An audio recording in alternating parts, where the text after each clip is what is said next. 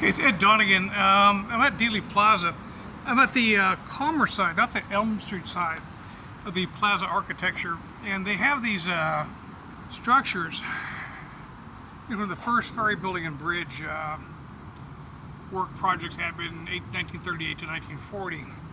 Now they have something that looks like a sentry point to go into it. And these are on both sides of Dealey Plaza. Now there's, leading up to the sentry points, there's walls that you can fire between through the very old trees that have been here since, the 1930s. And we're just kind of near the railroad yards on either side of Dealey Plaza.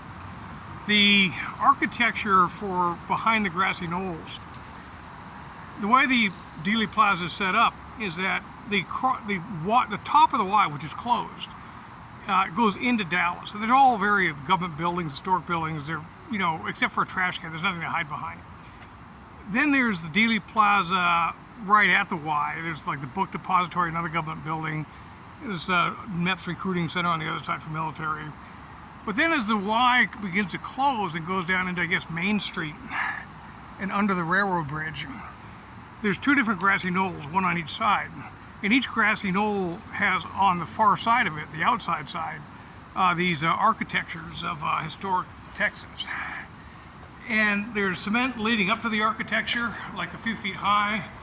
There's what seems to be a sentry point that would, designed as a sentry point.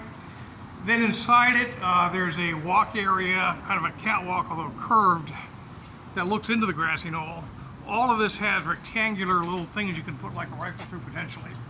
Now you could be behind this architecture, within it, and on the Elm Street side, there's a train yard to exit from, and get away. And you can see behind this one is also the train yard. Basically, this is the Main Street area, kind of, I guess, the central area of the bottom part of, if you look at it, kind of traveling north. I don't think that's north. I don't know.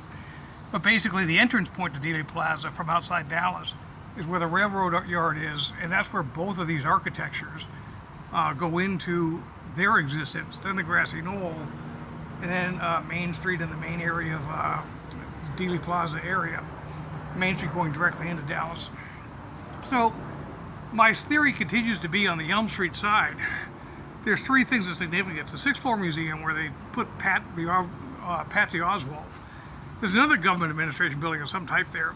And then there's a train yard where I'm also told by Robert Grodin's wife that was where the sheriff's office was. But there's also the train yard, and that's where the hobos were captured on the Elm Street side.